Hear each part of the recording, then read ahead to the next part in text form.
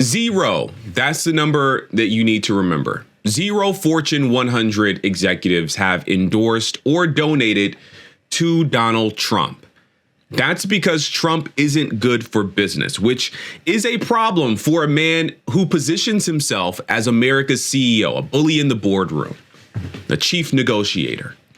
It turns out that the most successful boardroom leaders and real life negotiators don't believe him. Watch this. We look back into the data, and we're looking at this now for the last 4 months. We've been pointing out that there are no Fortune 500 CEOs who are supporting former President Trump, and that is a historic break going back to William Howard Taft and through Calvin Coolidge and Ronald Reagan and the Bushes and everything. Is that it's been anywhere from 40 to 60% public and financial support. It's zero now. And it was zero in 2016. And the Trump economic package frightens them. It's extremely inflationary. The tariffs, 10% across the board on all imports, that's just crazy. It leads to a 3% increase for sure in inflation and plunging in the GDP. Right. And that's before retaliatory gestures. The increase in the deficit, he wants to cut $5 trillion of taxes with no commensurate cut in expenditures. So these are problems. He doesn't believe in the independence but of the Fed. what do you say to the CEOs? There's a lot of CEOs who are watching us now, probably watching you speaking, saying, but you know what? I don't like the Biden administration when it comes to the regulatory regime right now. I worry about the tax policy and what's going to happen if the Trump taxes roll off in 2025 and what that debate looks like. I mean, there are folks, as you said, 70% of the CEO community, Republicans. Do they turn out to be reluctant Biden voters? Do they not vote at all? I mean, where do you think they land? They'll be reluctant Biden voters. They don't want the fabric of society pulled apart. Welcome back to the Dollemore Daily. My name is Garrison Hayes. I am guest hosting for Jesse and Brittany Page as they are out on vacation this week. Well deserved. Of course, I'm honored to be here with you. And I'll invite you to come subscribe. Check out my channel later on. But for now, let's talk about Donald Trump, the businessman. I think there is a compelling case to be made here that Donald Trump is terrible for business. In fact, there's an article from the New York Times that marks this pivotal moment in this intersection between business and politics ahead of this week's debate in Atlanta. It's not like we don't know why CEOs and top business executives are avoiding, stepping away from Donald Trump. We know why. Business leaders are, in fact, telling us why. They're concerned over his unpredictable policies, his divisive rhetoric, and the instability that they believe he brings to both domestic and international markets. And so in this article that I'm referencing from the New York Times, prominent figures in the business world highlight how Trump's approach is perceived as detrimental to the stability and growth they strive for in their industries. In stark contrast, I should say, we observe the accomplishments of President Joe Biden's administration, which have garnered praise from these very same leaders. I think we should go down the record. Let's look at some of his policies that have actually been phenomenal for business. Things that strangely, I have to say, strangely, the American people seem not to be aware of. There's a real lack of awareness of what Joe Biden has done, what his administration has advanced, and the ways in which these things are beneficial for the nation. I think what comes to mind first for me is the Inflation Reduction Act, which in many ways was a landmark piece of legislation aimed at curbing inflation, of course, but also reducing the deficit, something that business-minded folks say they care about, and making significant investments in clean energy, something that we should all care about.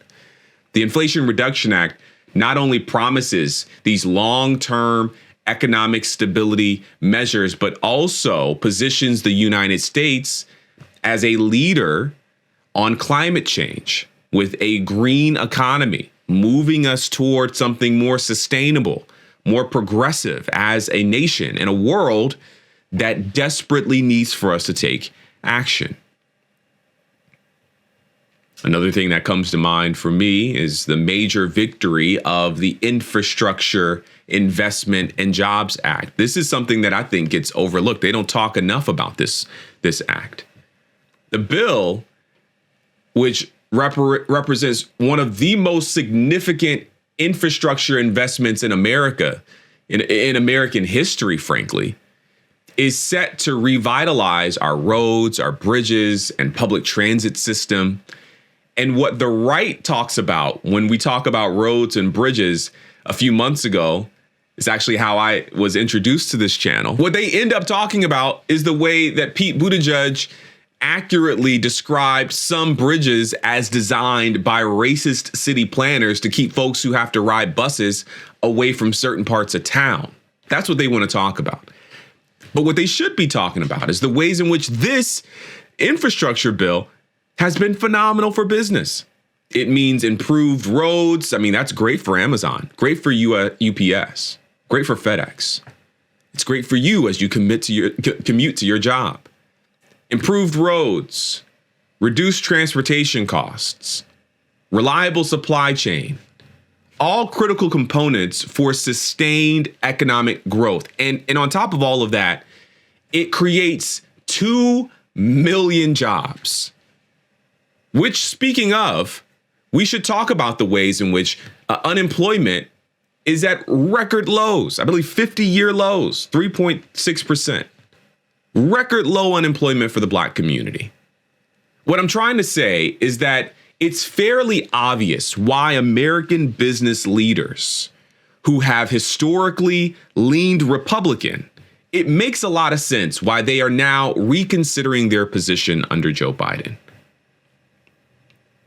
Unemployment, record low, which has not only increased consumer spending, but has also ensured a steady supply of labor, which is crucial for businesses across all sectors.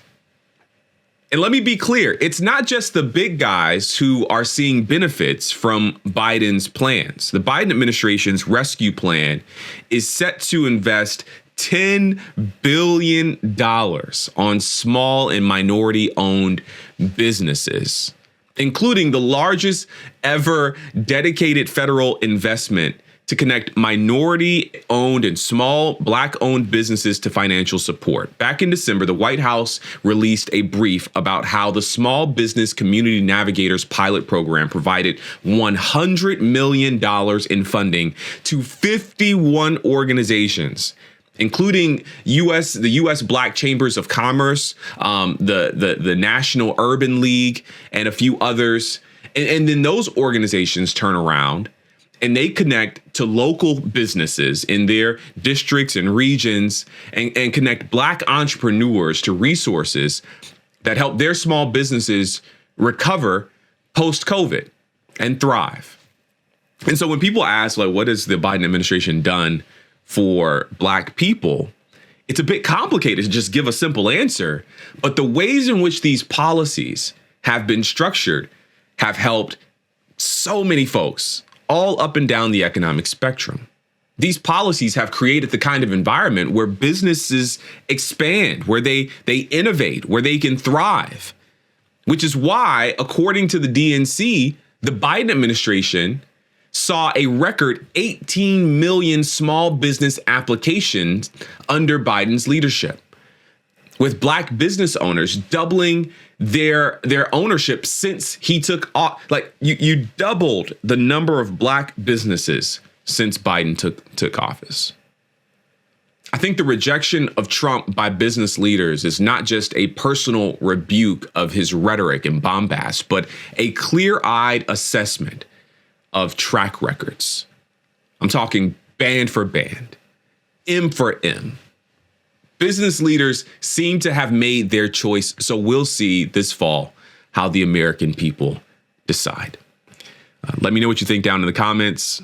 Again, I'm Garrison Hayes, guest hosting for Jesse Dollemore. Yes, this is still the Dollemore Daily. He'll be back, but I'm sitting in this week.